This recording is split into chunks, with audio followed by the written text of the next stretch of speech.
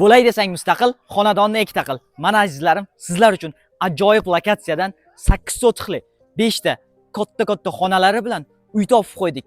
Manzilga keladigan bo'lsak, Yangi Jigariston mahallasi, shundoqqina davlat bog'chasini yonginasidagi uy ko'chalari yaxshigina asfalt bo'lgan.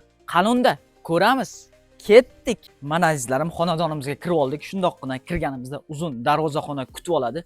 Bu yoqqa esa hali darvozalarini qo'yishga ulgurmagan ekan. O'zingiz xohlagandek didingizga moslab darvoza qo'yib olsangiz bo'ladi. Hovlilarimiz chiroyli holatda, stejkalar bo'lgan.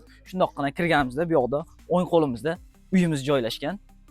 Eshikni ochganimizda bizni uzungina zalimiz kutib oladi. Remontlari o'rtacha holatda.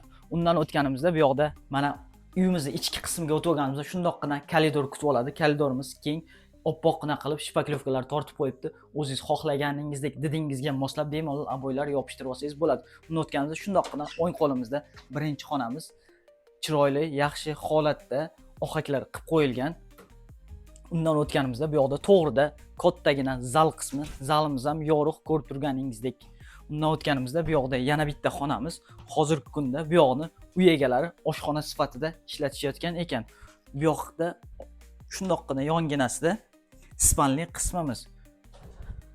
Bu yoqda esa shundoqqina sanuzelga tayyorlab qo'yishgan ekan. O'zingiz xohlagandek didingizga moslab bemalol chiroyli holatga keltirib remont qilib olsangiz bo'ladi.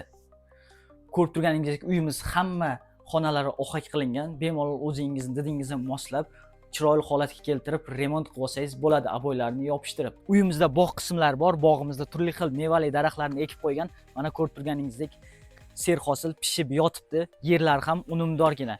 Bu uyimizni ko'rib oldik azizlarim. Bitta oila kelib maza qilib yashasa bo'ladi. Bu uyning egalari narxini 48500 etib belgiladi. Pastda raqamlar qoldiramiz. To'liqroq ma'lumot olish uchun aloqaga chiqsalaringiz bo'ladi. Bu videoni Yangi Jigariston mahallasidan shundoq uy qidirib yurgan tanishlarga yuborib qo'yamiz.